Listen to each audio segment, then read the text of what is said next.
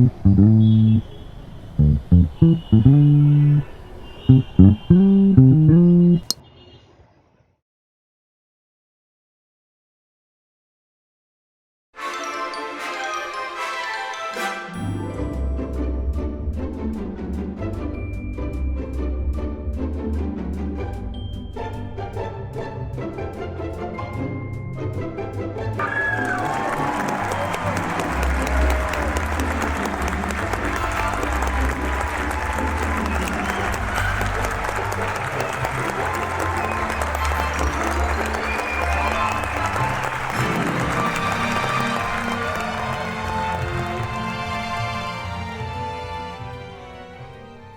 everyone, Hey everybody.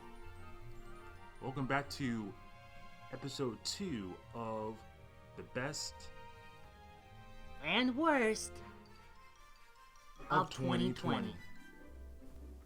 Now, before we get started, I first wanted to say that we apologize for the late video. We've been busy all around just trying to come up with some new content as well as plan everything for the future. In other words, we don't have our crap together. But nonetheless, we hope that you are enjoying our content. And if you'd like to see more from Madtown Studios, tap the subscribe button down below. Yeah, we welcome new members into the Madtown community. And also be sure to like, comment, and share this video. Alright, let's get started by talking about the film in 2020 that we consider to be The worst.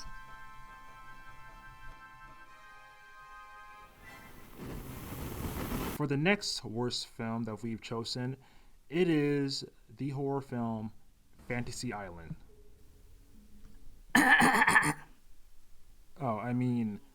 Bloom Studios Fantasy Island.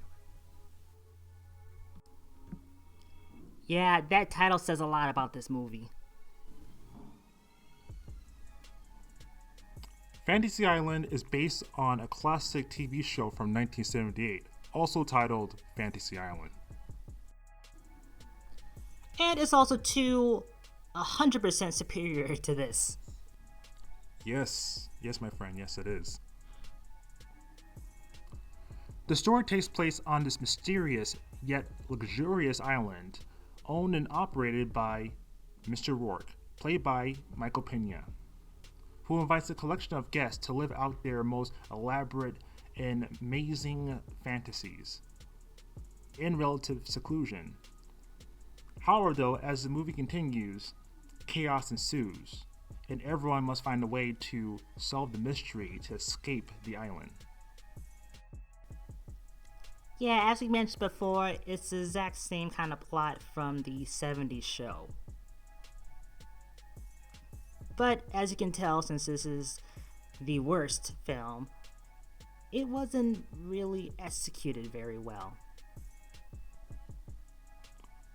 That's right. And speaking of the worst, I guess maybe we should probably start off with the things that didn't work in this film. I can start things off by saying that the thing that really didn't work with this film is that it didn't feel like a horror movie. Yeah, I agree. This movie was not scary at all. Any kind of twists and turns and any kind of any trick they try to use just wasn't really well executed. Yeah, well, that's to be expected from Blumhouse. Which is kind of crazy to say because, they made Paranormal Activity. And that movie was very effective. True, but I also think too that Paranormal Activity was more of a original film. Well, this one was more based on the TV show from the 70s. and it just didn't really translate very well to modern times. Also, too, with Paranormal Activity, it had a lower budget, but they were able to kind of work things around to still have it to give it the effect of a horror film. While with this one, though, you can tell they're trying to use a lot in terms of the budget to make it, fantastical as possible. But the thing is, though, is that it is Blumhouse Studios, and definitely you can kind of tell that it's a bit cheap. Well, I will have to say is that it does look a bit more costly than the other films, including Paranormal Activities. But you do make a good point that film, they utilized the setting and the story and able to make it work with the budget that they have. But this one, though, it just fell flat. Yeah, well, do you know what also fell flat? The comedy. Yeah, so, yeah, I agree. This movie wasn't scary, and it wasn't even funny. It wasn't even funny like it was, like, bad funny, And I'm really into ironic humor. But mostly everyone was just either cringy or annoying. Yeah, especially the two characters. I think you know who those characters are. Oh, Lord, those brothers. The brother characters. I don't even remember the names, and I don't care if I ain't looking them up. They were so irritating. Yeah, like, you remember the scene where, like, one of them dies? Yeah, I remember that scene. Well, this is gonna sound kind of messed up, but I was actually applauding during that part. Don't be ashamed, I was applauding too. I just wish both of them died. Well, I guess the correct term is that he supposedly died, because in the end he does come back. Damn. We can never have nice things, man. We can never have nice things. So, other than the, I guess the quote-unquote genre of this film, the story itself was also bad. I mean, not surprising, but it was just really confusing. Yeah, it really was confusing. So, so it's set up so that the island, I guess, knows what a person wants, and it makes it come true. But apparently, though, anything that comes true is actually real, and it seems like the Rourke character, Michael Pena's character, he's controlling it, but it's really part of like this crystal stone thing that's in the middle of the island that's causing it. So then that means that anything that was made real will no longer be real if the stone was destroyed, I think.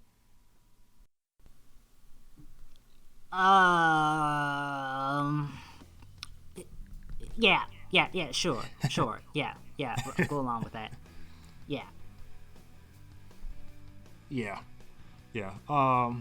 So yeah, it's kind of confusing, and most of the times, like with like wish fulfillment, the monkey paw type stories, when you have those, you gotta like have like the rules stay somewhat consistent, and I do feel like when you add like too much into the rules, it makes it more confusing for the audience. Yeah, and to my knowledge, I don't remember from the TV show if they ever explained why the island does what it does. It just, well, it just does what it does. But with this movie, when they constantly keep adding like more, like just adding too many layers and like just too many too many elements and rules to the situation, I agree, it can be quite confusing. Just to add one more thing about the world, like how it operates, like it does seem like parts of it is part of like it's like all the mystical elements, but the other parts was that it's like it was set up, I guess, like from the Michael Pena character. Like I was really lost as the movie continued on, and honestly, it could have just been just like it's just the element of the island. Like it just had to be fantastical, and it grants your wishes, but it'll also kind of like twist that wish of yours to make it more chaotic.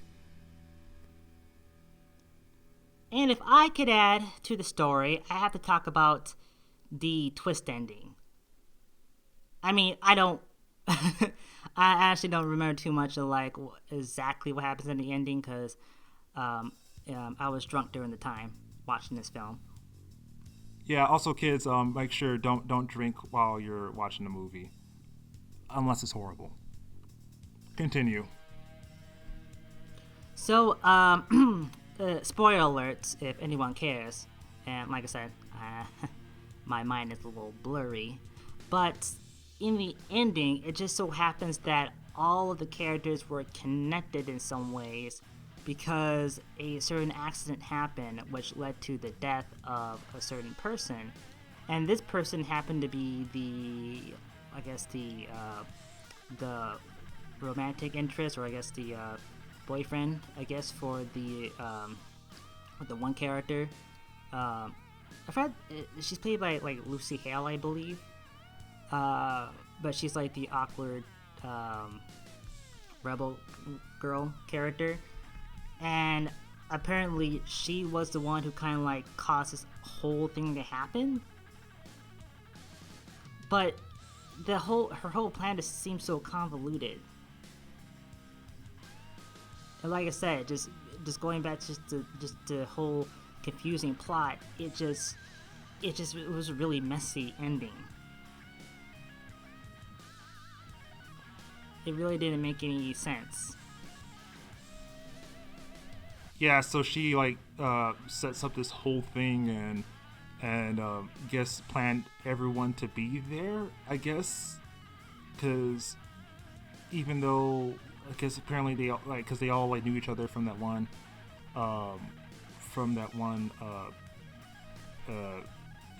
place, that one apartment building, and I guess I don't know. It's the same thing. The same thing. I watched it sober, and even I don't even remember some of the elements in this film and what's going on and the whole villain's motivation. So in this movie, we weren't scared, we didn't laugh, we were confused. But I don't know about you, I was actually really mad. Why is that? Because they f***ed up the original show. I mean, sorry to drop the fudge bomb, but I mean, like, they tainted the legacy of the original show. Like, the show was really charming. We had the suave Ricardo Montalban as Mr. Rourke. I remember Tattoo, played by Hervé Villechaize. I don't remember there was even a tattoo in this film. And it just seemed like most of the episodes in that series became more memorable than this whole entire film. And it really could have been a simple plot, really based on the TV show, but it is just so poorly executed. They added way too much into it. I feel your pain, Jay Mice. However, the reason why I'm actually upset about this movie too isn't because it ruined the TV show, because I haven't really watched an episode of the original show. In fact, my frustration actually is geared more towards Blumhouse. Because they messed up Fantasy Island? No, because they messed up Gem and Holograms. Okay, now you lost me. So, for anyone who grew up in the 80s and was a huge 80s cartoon fan, there was this cartoon show called Gem and Holograms, which was one of those cartoons that were based on the toys created by, was it Hasbro or Mattel? But anywho, not to get too much into the story itself, but Jem and Holograms was pretty much like a show about these glam rockers, and Blumhouse decided to make a live-action reboot based on it. Now, if you ever checked out the show or remember the cartoon, it was pretty fun. It had a wild, crazy concept, but overall, it was fun for both girls and boys. And you would think that making to a live action series would have been, fun and and allow them to like be very creative. But in the end of all of it, it was a really horrible movie. It was terrible, really bad. It was just boring. It was really lackluster. The music was fine, I guess, but like all the charm and all the goofiness and all that 80s nostalgia, yeah, it just really wasn't in this film. And it was a snore. And they really ruined it. So I bring that up, not to go on a huge, rant on it, because we'll be here for hours. But I feel for you in terms of them taking a property and not doing it justice. So yeah, they f***ed up Gem. Sorry, fudged up Gem.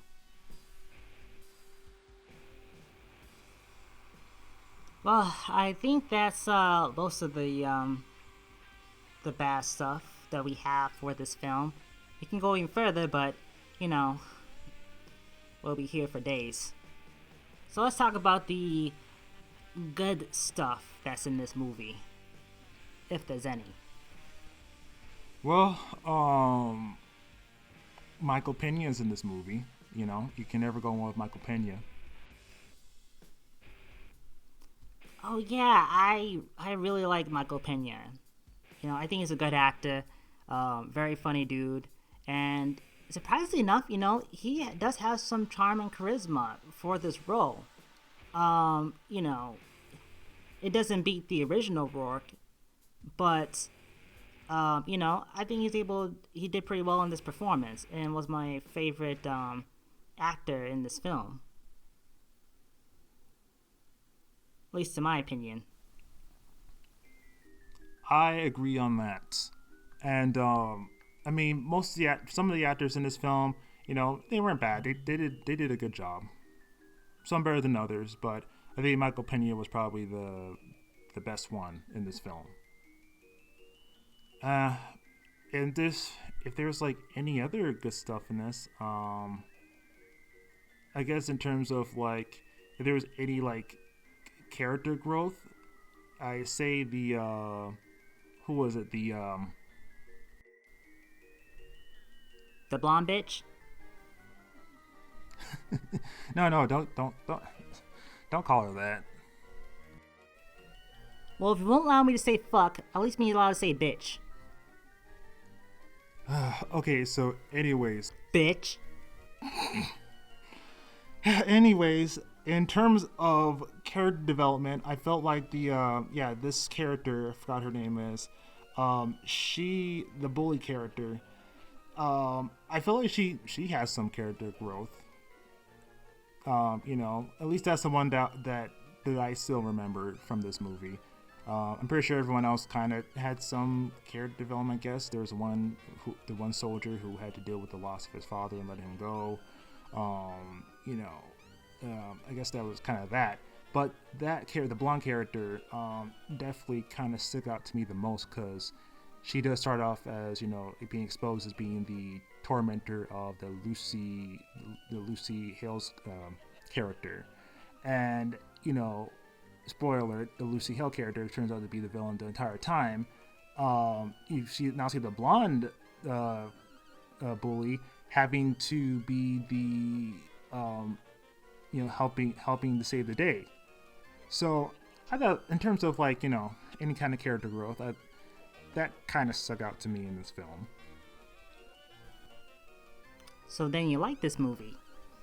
Oh no, this movie was crap. And it's still crap. And for that, the rating I'm going to give for this film is an F. F for No, F for failure. So, what's your rating? Oh no, baby, you know my rating. It is F. Straight up F. A big capitalized F. This movie was garbage. It ruined both of our childhoods, and I do not recommend this to anyone.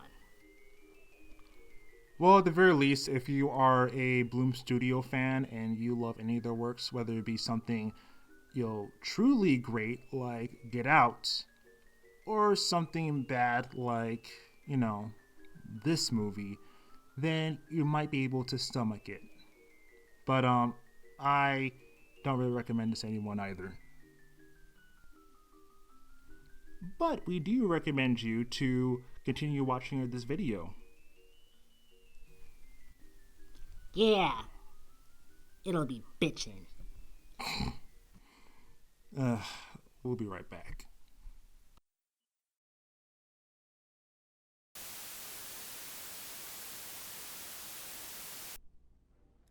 Hey, boys and girls. Hey, all you kids.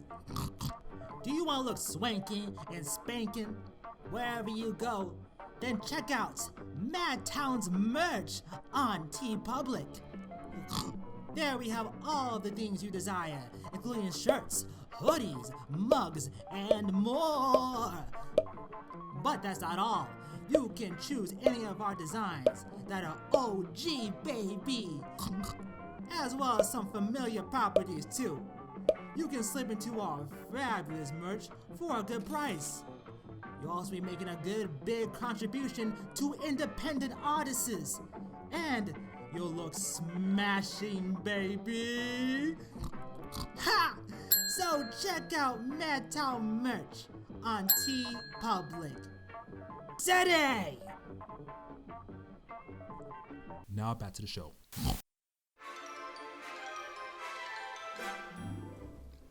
All right, everyone, we're back. And we're back to tell you about a film that we consider to be the best of 2020. And that is the Netflix sci-fi film, The Wander Earth. The Wandering Earth is a film, as Jordan mentioned before, created by Netflix and produced in China. The story takes place in a far distant future, in which case Earthlings are trying to survive after the sun goes out. The survivors on Earth build a giant thruster to move the planet out of orbit and sail to a new star system to call home. However though, after 2,500 years, there's a looming conflict with Jupiter that threatens Earth as humans search for the new star system.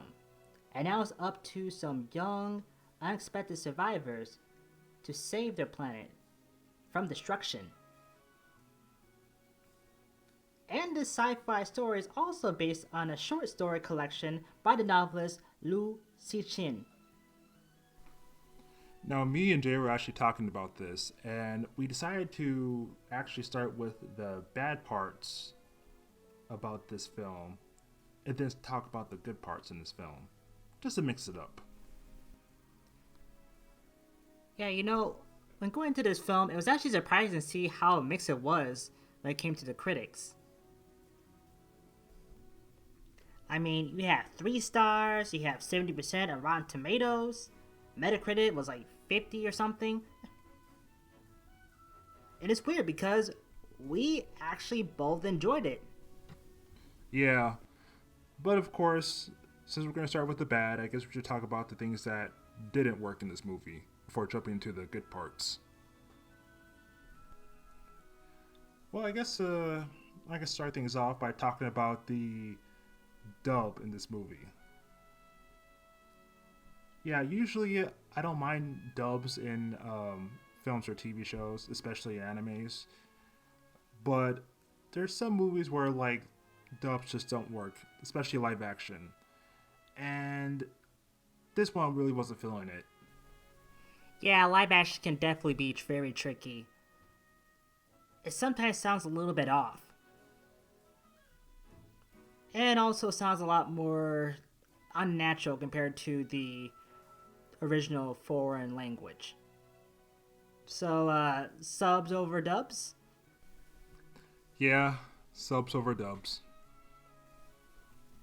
The thing that I kind of had a bit of an issue with was, well, of course, this being a sci fi film, especially produced in China, and if you ever see any of the current films in China, they really go big on the CGI and the special effects.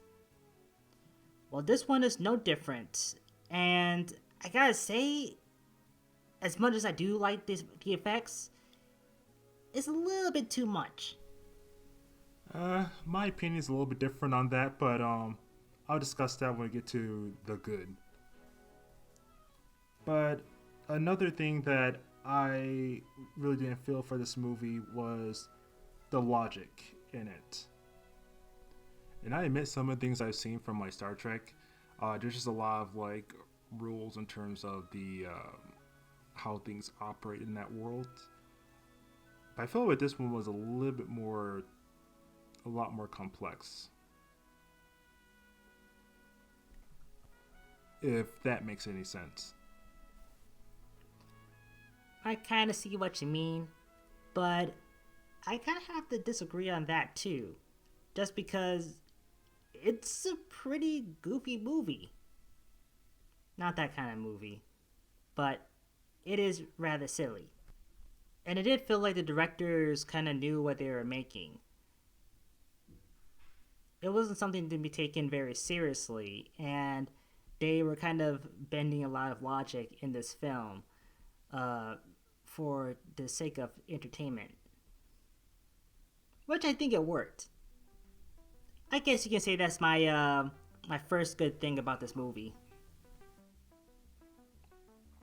Well, speaking of good, I guess we should just jump right into the things that we really enjoyed about this movie.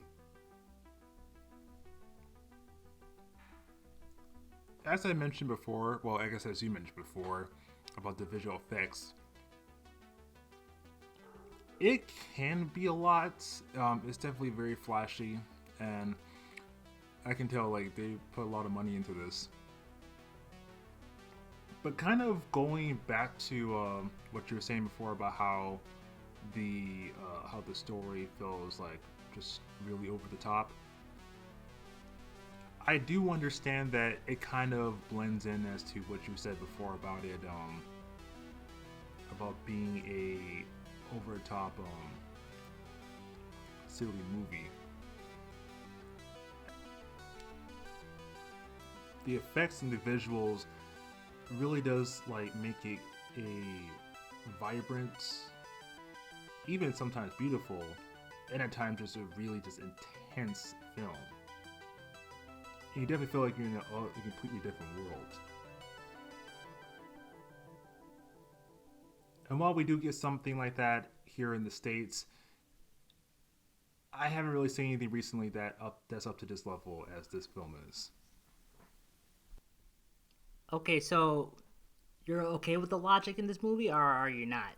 Is it a good thing or a bad thing? You know what? I think it just all just comes down to understanding the rules of this world and understanding how everything operates in this movie. But I think in terms of the visuals of it, it definitely fits well with it. So it's yes and no. Yes and no. Okay, good answer. Just to add to the special effects, this was actually created by a studio, Pixelmondo. And to go even further, I believe the amount for this film was around $600 million. So, yeah, I agree. You can definitely tell from the visuals of how much money was spent on this film. But honestly, it worked. Now, of course, this movie is a sci-fi adventure film, but surprisingly, it has a lot of heart in it. Yeah, and the strongest parts of it had to do with family, the connection of humanity, and everyone trying to work together to survive. That really adds to the heart of the film. I really like the trio of Lucci, his sister, I think it was Han Duao, I believe, and then there was like the grandfather character, Han Jing, and I just love all their personalities, and all the scenes with them were really great. Yeah, especially Han Zhang. I don't know why, but I just really love like these old, eccentric yet badass characters. And this one was just absolutely fantastic to watch. I kind of hate what happens to him in the middle of the film because I really want to see more of him.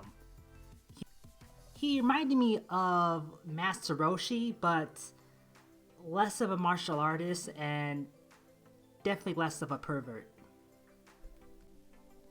Overall, I think I was getting like a anime vibe from this. And I'm not just saying this because it's an Asian produced film or anything.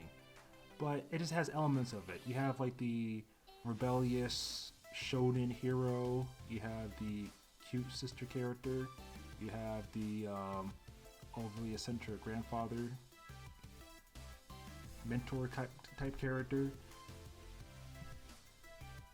It feels like every actor put a lot of energy and put a lot of life into the characters, making them not like your typical serious action heroes, but just regular people with a bit of exaggeration to them. Yeah, I don't think I have anything else to say about this movie. It's just overall entertaining. I can't see this winning a whole lot of awards made for visual effects. And I really would say it's like the best film of 2020. But I would say is that I really enjoyed the ride. Yeah, it was a crazy space ride at that. It's surprisingly a lot better than Memorial Day. Looks like China wins again. Never thought I'd say that. So those are our thoughts for Fantasy Island and The Wander Earth. Now, we'd like to know is, did you guys check out these films? And if so, tell us what you think about them. Do you love them? Do you loathe them? What are your thoughts on these? And let us know what you think about us. We know that these videos are kind of coming out a little late, but if you're enjoying these videos or if you have any criticism of these videos, please let us know in the comment section below. We'd definitely like to read out your thoughts.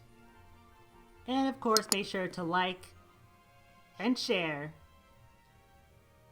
with friends and loved ones. I like the little pause you did there. Thank you. very much. And thank you very much to all of you watching these videos. Make sure to check out more videos here on this channel, as well as other channels will be linked down below. And keep your eyes out for the next episode for the best and worst of 2020. Y'all make sure to stay happy and healthy. Peace. Bang.